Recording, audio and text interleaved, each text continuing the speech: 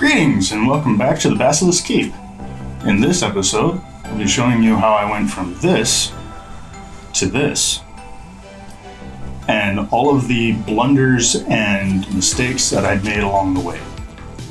So come with me as we go through the process of building a custom Mandalorian pauldron out of foam plastic.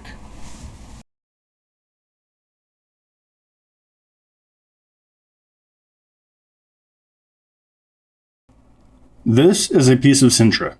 Sintra is foam PVC, so the same PVC that you would find in plumbing pipes, just instead of solid, it's expanded into a foam matrix.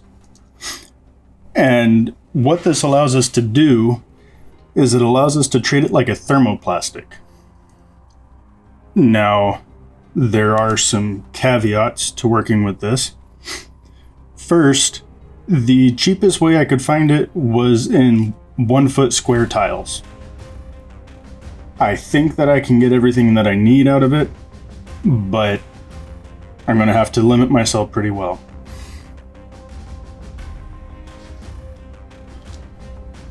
The major limit, and one that's kind of sad and disheartening to me because I have a nice fancy CNC laser cutter, is any plastic with a C in it. So whether it's polyvinyl chloride or clear polycarbonate, if it has a C in it, it is a no-go for laser cutting. That's because the chloride or the carbonate in other cases will put off nasty fumes that you do not want to inhale. There are some benefits to working with this though. For the last 4 or 5 years, maybe longer, I have been working with leather. Been making cosplay armor out of leather. And there's some similarities here. I mean, obviously this is pretty stiff. It's plastic. It is a little bit bendy, but we actually don't want it to be bendy right now. However, it is an 1/8 inch thick, and that is a common leather thickness that I work with. The main difference here is instead of sewing seams together, we'll be gluing them. And instead of wet forming, we'll be heat forming. So there's my Sintra, and this is a piece of cardboard. This is the pattern maker's and cosplayer's best friend. It is a lowly material, but there are oh so many things you can do with it. This just happens to be from a diaper box. We'll forget that that's there. And the major caveat with working with cardboard is it does have a grain. So you can see these are the corrugations. The cardboard will want to bend in this direction or that direction. It will not want to bend in this direction. It'll want to fold. So what I want to do is I want the curve of the pauldron to take advantage of the corrugations, and I want the breaks of the pauldron to take advantage against the corrugations. When I figured out a pattern, we'll just put it together with tape. I will be testing this off camera on my shoulder, and then I'll show you the results later, but let's get into it. So it was about this point in video editing that I realized I have entirely too much footage to just compress everything down into time lapses. And moving forward, I'm going to have to work with that. So generally what you see here is me cutting out cardboard because cardboard is a similar thickness, similar stiffness to the Sintra. However, it's a much cheaper material, and I can go through tons of cardboard before ever touching the Sintra. The tool I'm using here is called a glass burnisher. It's a commonly used tool in leatherworking, And basically what it does is, with a slicking agent like water or gum tragacanth, it lets you mat down the leather fibers and make everything a bit more glossy. Here it let me smash the corrugation so that I could fold and bend the cardboard a little bit easier. I generally notice that the shape of this is about where I want it to be, but not quite as deep or cupped. So I'm just going back and editing this with some tape and fairing the lines together with a pen.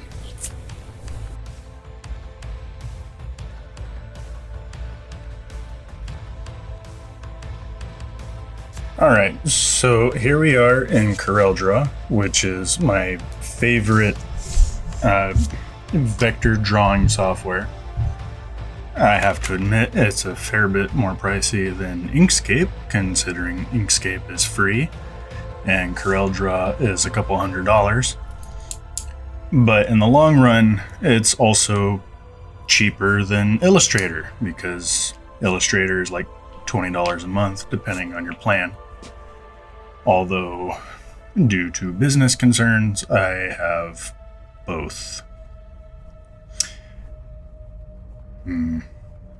Honestly, it's because Corel does most things that I prefer, and Illustrator does some things, such as pattern tiling, so that you can print them at home.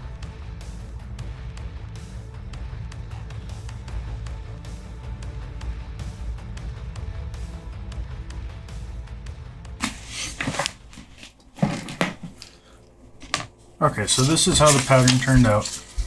It's just 2 sheets of paper taped together. It'll probably be a little bit different because the tips of these triangles went outside the bounds of the printer, and I don't want to do that to you guys.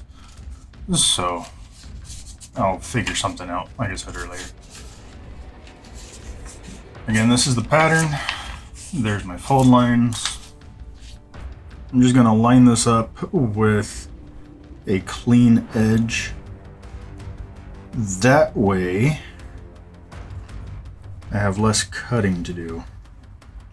Also, it provides a much larger area over here that I can use for other projects.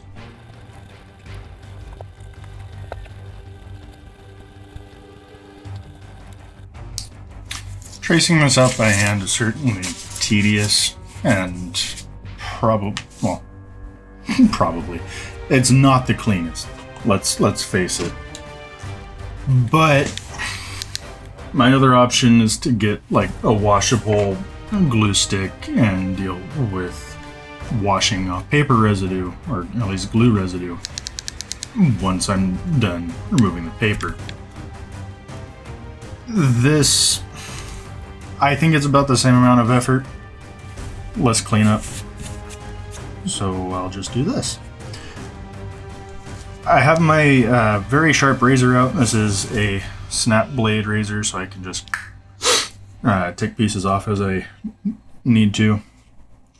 I did some testing up here, and Sintra, because it's foam, actually cuts super easy with just a razor blade. So let's cut this out. Please do not cut yourself. One way to facilitate not cutting yourself is if the knife is not going all the way through the material on the first cut, just go through the same cut again. The harder you push with a knife, doesn't matter if it's super sharp, super dull, the harder you push with a knife, the more likely you are to cut yourself or others. So that's why sharp knives are good. You don't have to generally push as hard, but generally just don't push too hard with the knife, please.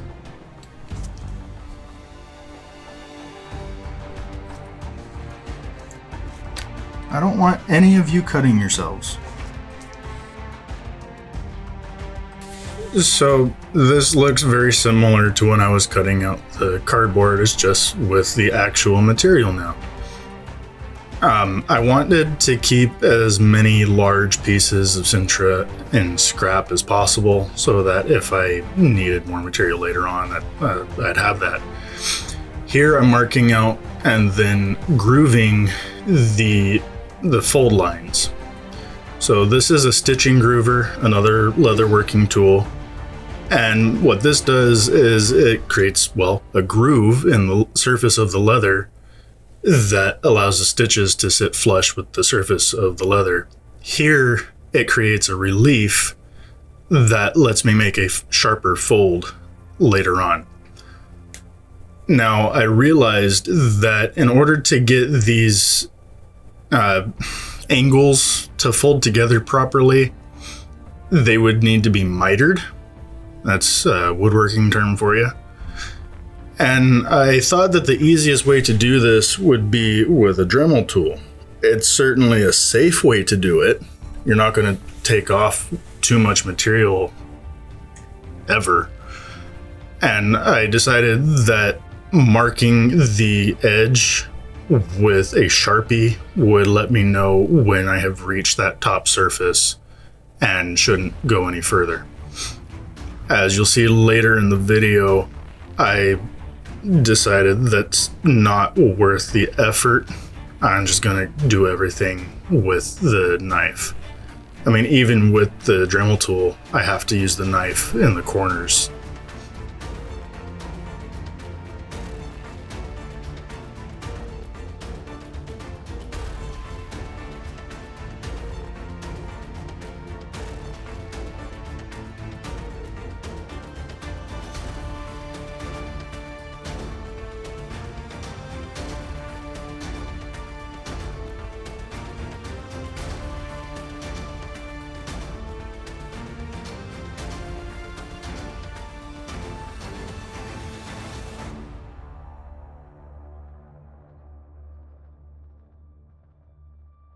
So we've got the Sintra molded into shape using the heat gun, but obviously these little tabby doos are not going to stay in place on their own.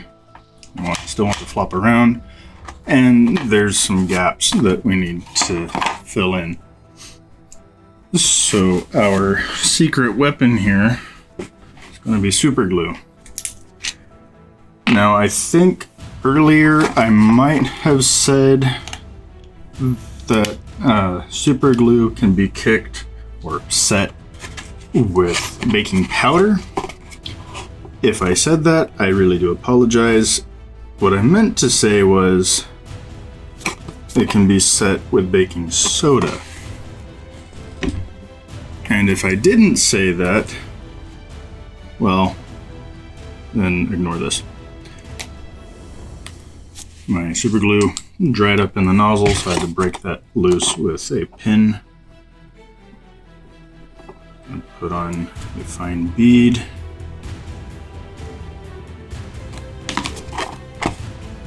And hold to set.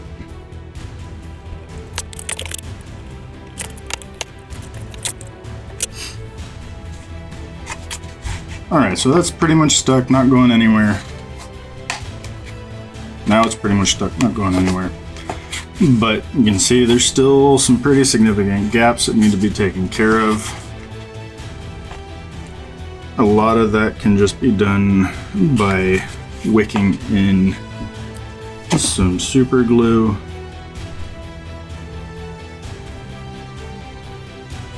But some of these larger gaps, those are going to need some filler. We have a few options for filler. We can do body filler, we can do a more substantial glue, or the simple solution here on hand is that baking soda I have been talking about. So my miter joints here were a bit wider and sloppier than I wanted. No worries though, I can go back and fill that. And the most hard wearing way to fill it is with copious amounts of CA glue and then some baking soda to instantly catalyze. Make sure to keep a clean work surface. A little bit of water will wipe this up real quick. And then in order to add the second layer to this, I needed to trim off the high spots. I could go back and sand it as well, but given that this surface is going to be covered with another layer, I don't know that it's worth it. You'll see me adding some more baking soda here and there, and that's because there's pockets of CA glue that were not catalyzed in the first pass. Here I've got some, sandpaper, but it's self-adhesive. This is for my 6-inch sanding wheel or disc sander. And what it allows me to do is it allows me a flat reference surface that I can shore up the flat sides of this with. So, the middle large panels are supposed to be slightly rounded, but the rest of it is supposed to be fairly flat. So, just let me do that.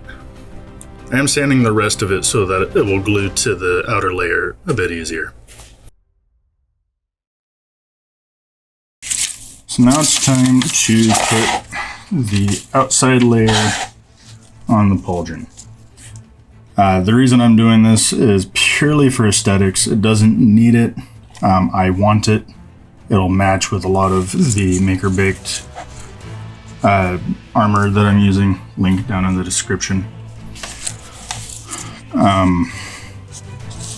So what I started by doing is I shrunk the original pattern a little bit, about 1/8 of an inch on all outside edges, making sure that these two edges still line up.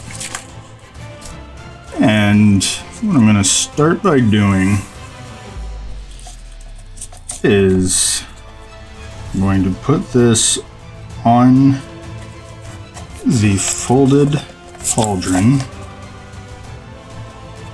get my reference edges to line up, and then tape it on and go from there with editing. So I got the pattern taped on and just about everything fit the way I wanted it to. I did need to push and pull some edges so that they fit a little more evenly. More of a full 1/8 inch everywhere around rather than 3/16 of an inch here and a 1/16 there. So this is just cleaning up my pattern, but when you go to purchase or download the new pattern, you won't have that problem. So here's one problem with masking tape or tape in general. Sometimes it will stick and not be entirely planar. So I don't know how well you can see that, but there's this little wedge right there that was causing me curving problems on this. So I was really confused as to what was going on. The front edge of this seems to be fine. So I just need to ferret together with that corner. So again, here I'm just cleaning up the edges, making sure that they're ready to scan into my software and print out a final version.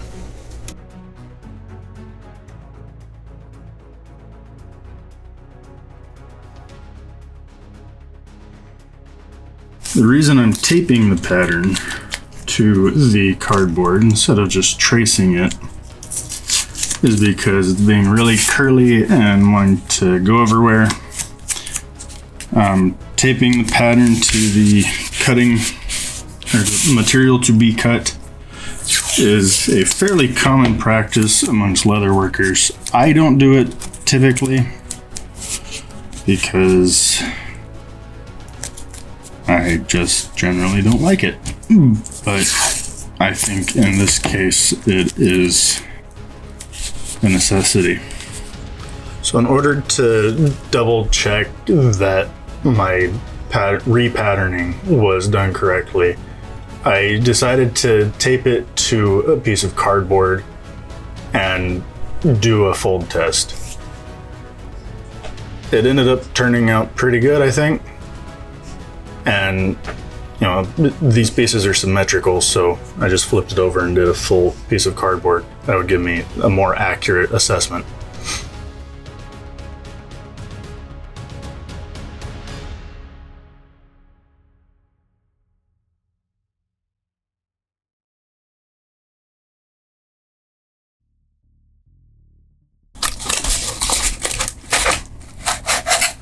So I know that I just tested with the paper and the paper was fine. So that should be fine, right? Paper is not very thick, and when you have thick materials, they have a bend radius. This paper will fold extremely sharply. A thick material will not. A thick material, the cardboard behaves more like the Sintra will. It's hard to hold this in a proper orientation for the camera, but I think all in all, I am satisfied with this, which means I'm satisfied with this. So I'm going to chuck it in the scanner and we'll be back in a few. So now we're going to cut out the actual outer shell. This is the exact same process as before with the inner layer. I'm just going to mark up all my cuts and cut away. As always, abundance of caution.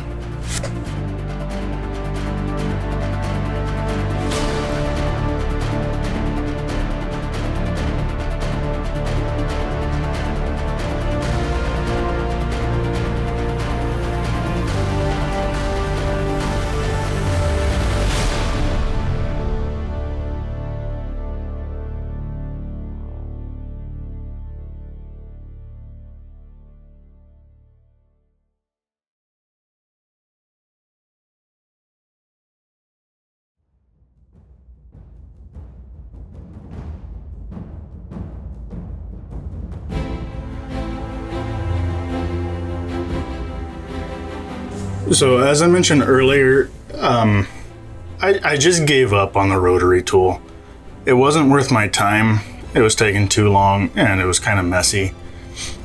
And with the knife, not only am I going faster, I'm actually getting a more, well,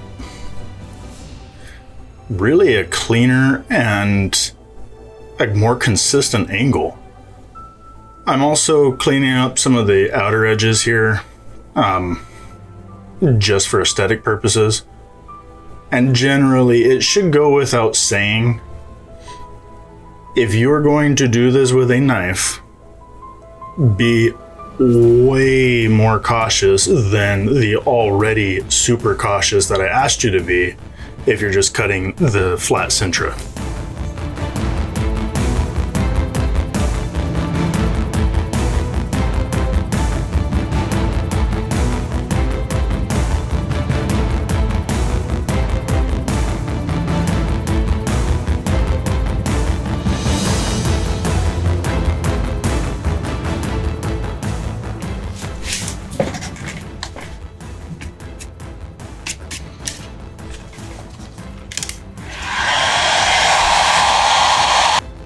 Alright, so what I want to do,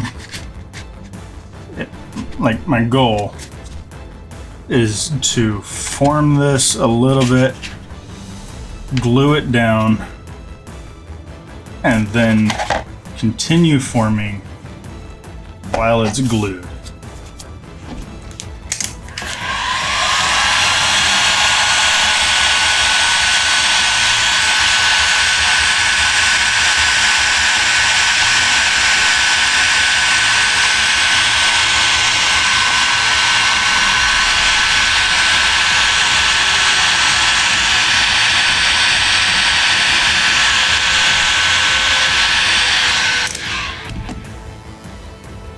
Alright, so per what I said a minute ago, I formed it a little bit, and then I tried gluing it to the inner layer, and well, before glue even touched it, I realized it wasn't going to work as well as I wanted to. I'm sure it could still work, but I wasn't going to chance it. So I got the whole thing formed, and then just went to town with the CA glue, sticking it together. I did use a paper towel to wipe off excess glue in many cases. And whereas this held together fine, it would go together much more quickly with some accelerator. Now here I have my lacing points. I thought that maybe I could melt them into the Sintra a little bit, and I could, to a small extent. However, the soldering iron, even at 400 degrees, just was not doing it. I even tried using a little scrap of Sintra to set it in, or weld it in, really. It didn't really work. I ended up just super gluing. Alright, as you can see, I've got a nitrile glove on because we're going to do the Bondo. You might also hear I have a fan going with an open window because this stuff puts out noxious fumes. You really want to have good ventilation and or a respirator.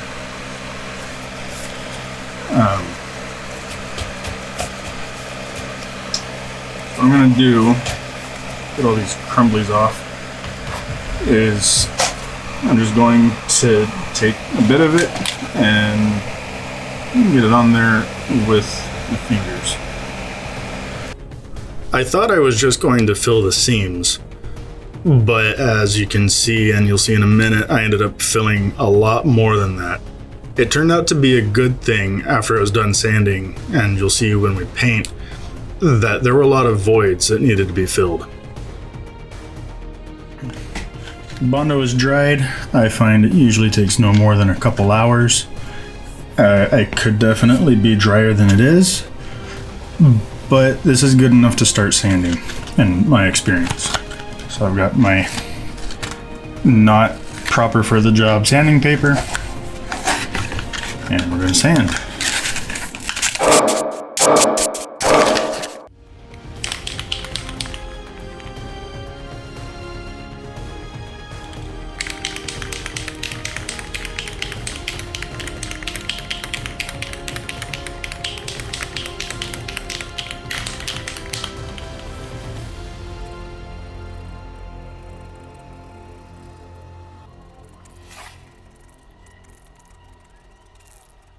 Okay, so our next step is wet sanding. I've got some medium grit sandpaper, got some water. I should probably point out I got Bondo on my cutting mat, and the only way that the red is coming off is with acetone, but at the same time that would also take the printing off, so I'm not going to bother. What I'm going to do is I'm just going to smooth off the roughness of the paint. This is down to a couple factors. One, the paint dusting or drying on its way to the surface. Two, dust in the air because I don't have a controlled setup. But either way, this needs to be taken care of. Okay, so we're to the final step of making these pauldrons. I have just put on a coat of the same gray primer. I put it on fairly heavy, might have a bit of a run there. But the great thing about making your own props is it's a bit of work, but it's super easy to just go back and sand it all down and start again. I have let this dry for about 20 minutes, and all I'm going to do is I'm going to burnish. So I ran into some problems here, especially where I had that run. The primer was just still a little too soft, and I was getting impressions of the paper towel, or later I used some fabric. But basically, at this point, you just rub on copious amounts of graphite powder and brush it off with paper towel, and it looks shiny. So that was a trip, huh? As you can see, I'm wearing the flight suit that we made in the previous episode. There's a link in the description if you want to watch it. And came up with these two pauldrons. Are they perfect? No. I still have a long way to go in my costuming journey. I will be the first to admit that. However, considering this was the very first time I'd ever done anything with Sintra, I'm pretty pleased. I think these turned out great given my skill level. As you can see in the B-roll, got some loops for lacing points, and just generally really happy with these. They will sit right about here, right about there, on my shoulders.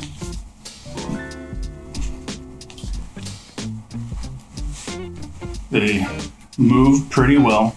I mean, they'll be laced to my flak vest in the next episode, and as well to the outer part of the flight suit sleeve. And then eventually they'll get painted. So, let me know what you think. Is there something that I'm missing in working with Sintra? Is there a technique that maybe not that I don't know about, because there's probably something that I've forgotten, or just maybe a technique from EVA foam smithing that you know of that really would have helped me here? Tell me in the comments what you think I could have done to make these even better. Because depending on how the rest of the armor turns out, I might be willing to redo these. However, there's a little bit of a world-worn, battle-damaged look to these that I think works. So, like I said, leave a comment. If you enjoyed the video and want to see more, well, there's a link in the description for the previous video, but leave a like, subscribe, and as always, thank you for watching. Good luck, don't die, we're all counting on you.